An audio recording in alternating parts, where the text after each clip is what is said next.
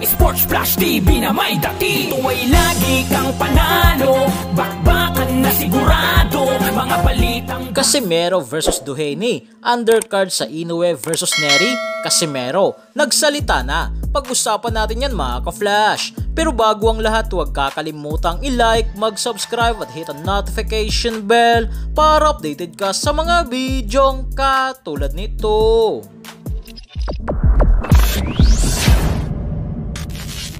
So matapos nga pong maglabas ang sports news Yahoo Japan patungkol sa posibleng bakbakan ni former 3 Division World Champion angas ng Pinas General Cuadro alas Casimero versus former IBF World Champion at ngayon ay rated number 3 sa WBO Super Bantamweight Division na si Taiji Duhaney ay trending nga po ito ngayon dito sa Pilipinas at sa bansang Japan. Dito nga po sa report mga ka-flash ay posibleng maging undercard nga daw ito o co-main event sa bakbakang pound for pound rank number 2 sa buong mundo at undisputed world champion sa Super Bantamweight Division na si Naoya the Monster Inoue versus former 2 Division World Champion at ngayon ay WBC Mandatory Challenger na si Luis Pantera Nery. Nagaganapin nga po ito mga ka-flash sa May 6, 2024. Sa ngayon nga po mga ka-flash ay hindi pa naman ito formal na inaanunsyo na ito nga po ay posible pa lamang. Subalit kung totoo nga po ito mga ka-flash ay talagang isang malaking laban ito sa bansang Japan. Lalo na ngayon na kailangan nga po talaga makabawi ng Pilipinas sa larangan ng boxing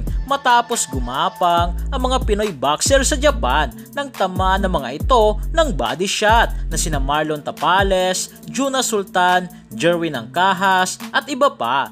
Subalit sa balita nga po na ito mga ka-flash ay sumagot nga po ngayon ang kapatid ni Angas ng Pinas, General Cuadro alas Casimero na si Coach Jason Casimero na ayon sa kanya ay fake news nga raw ito at walang katotohanan. Paliwanag pa ni Coach Jason Casimero na posible rin naman daw ito pero hindi nga raw sa undercard ni Naoya Inoue versus Luis Pantera Nery na gaganapin sa May 6 sa Tokyo Dome sa Japan.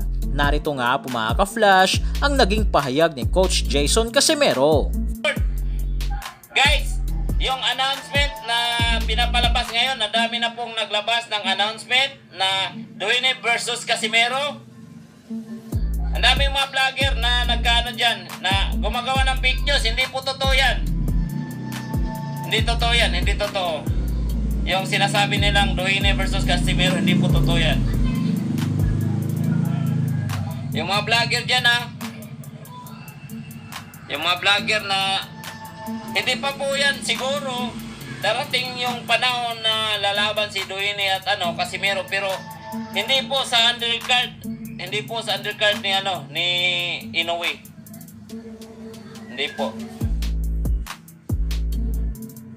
po, wala pong katotohanan yan yung lalaban.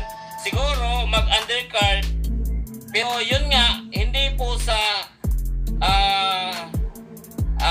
date ng May. Hindi po sa May. Siguro nasa June or July. Pwede mag-undercard. Pero hindi po sa May. So yan lang para sa ating balitang boxing. Ano ba ang masasabi nyo tungkol dito? Para sa inyong komento at reaksyon ay komento nyo lang sa baba. Hanggang sa muli, ito ang The Sports Flash TV.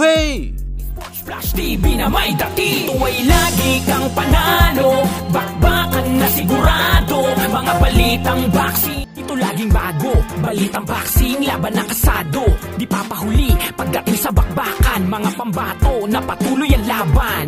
Sasaliksikin ang bawat babalita, talagang diin, bawal ang mahina sa loob ng ring. Merong pambihira, mga kamao na nagiging bida.